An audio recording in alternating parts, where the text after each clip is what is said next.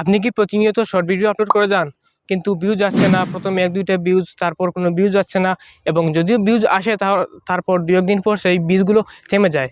তো এই সমস্যার সমাধান আজকের এই ভিডিওটিতে বলবো, এবং কিভাবে এই সমস্যার সমাধান করবেন এবং এই সমস্যার কারণটা বলবো। তো আমি মূল কাজে চলে এলাম। সবার প্রথমে আপনার মোবাইল থেকে ইউটিউবটা ওপেন করে নেবেন, এবং এই কাজটা করার জন্য আপনার কাছে দুটো অ্যাপ্লিকেশন থাকতে হবে। প্রথমটা হলো ইউটিউব এবং ইউটিউব স্টুডিও। তো এই দুটোটা আমার কাছে আছে, নিশ্চয়ই আপনার কাছে সেটা থাকবে।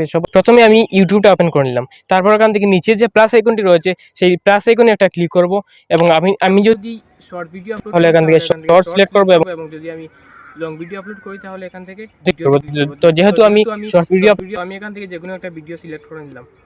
তারপর এখান থেকে নেক্সটে ক্লিক করব, এবং এখান থেকে নিচে যে ডান অপশনটি রয়েছে সেখানে ডান করে নেবেন। এবং আপনার যদি এই ভিডিওটা 15 সেকেন্ডের উপরে হয়ে থাকে তাহলে উপরে যে এই যে 15 সেকেন্ড যে লেখা রয়েছে সেটাতে একটা ক্লিক করবেন। তারপর এখানে 3 মিনিট হয়ে যাবে। তার মানে আপনি এখান থেকে শর্ট ভিডিও 3 মিনিটের ভিডিও আপলোড করতে পারবেন। তো যেহেতু আমারটা মাত্র 3 সেকেন্ডের ভিডিও, আমি জাস্ট আপনাদেরকে দেখানোর জন্য আমি আপলোড করছি। তো আমি এখান থেকে নিচে ডান অপশনে ক্লিক করব।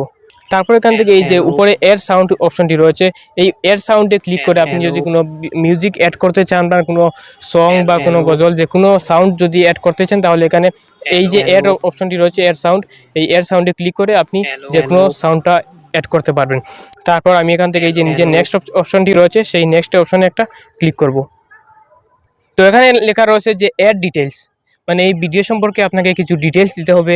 তো প্রথমে এই যে এডিট যে অপশনটি রয়েছে, মানে কলমের মতো যে আইকনটি রয়েছে সেখানে একটা ক্লিক করবেন।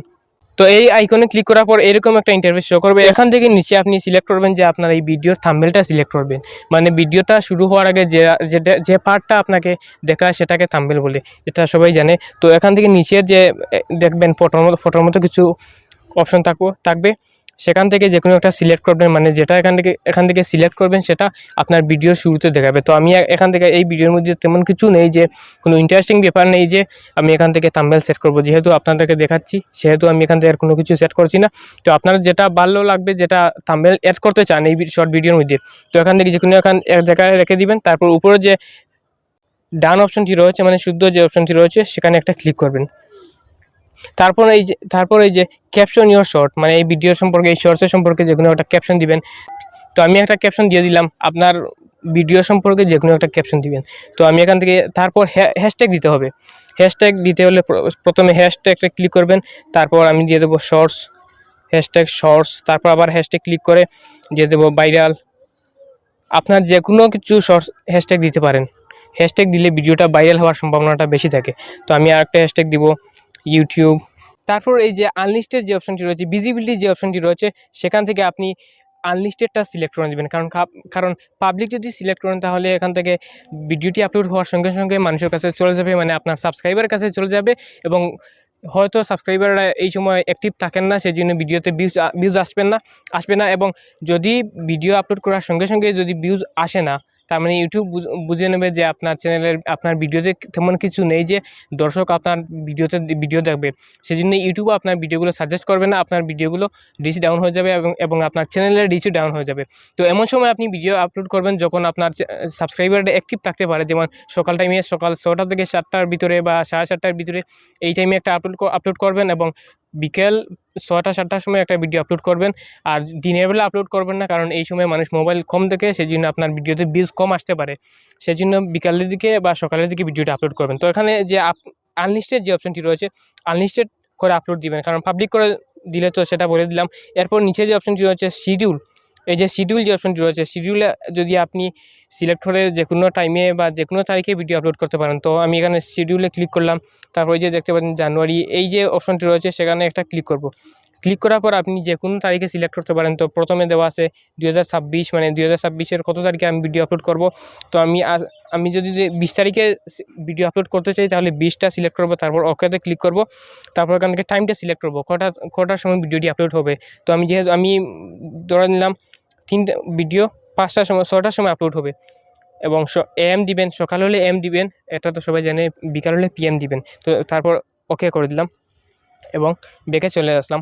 তারপর এই যে অডিয়েন্স যে অপশনটি রয়েছে, এই অডিয়েন্স অপশনটা সবথেকে গুরুত্বপূর্ণ। সবাই এই ভুলটা করেন, 90% নতুন ইউটিউবাররা এই ভুলটা করেন। আমি অনেকের ভিডিও দেখেছি এবং অনেকে আমার কাছে নিজের চ্যানেলের লিঙ্কটা দেয়, কিন্তু ভিডিওতে গিয়ে দিয়ে কিন্তু এই ভুলটা করেছে।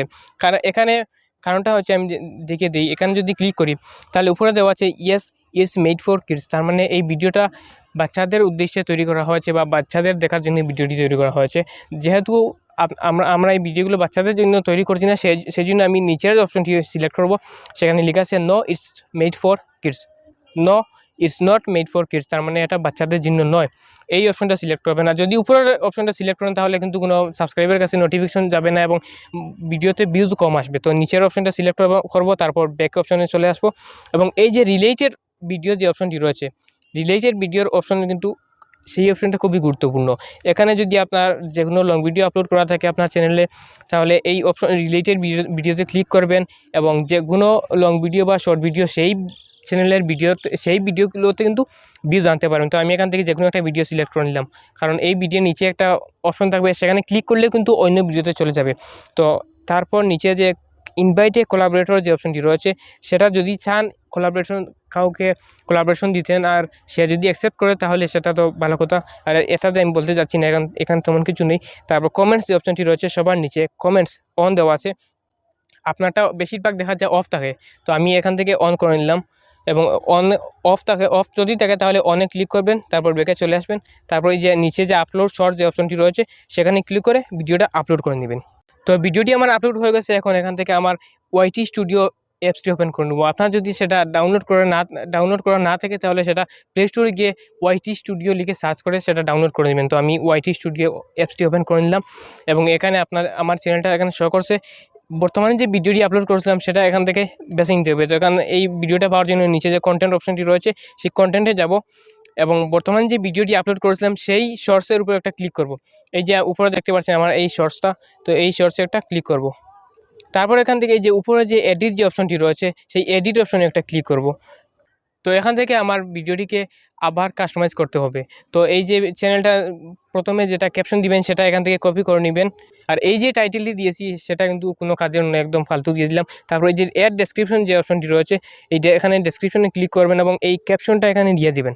তারপর নিচে গিয়ে হ্যাশট্যাগ ক্লিক করে প্রথমে দিবেন শর্টস,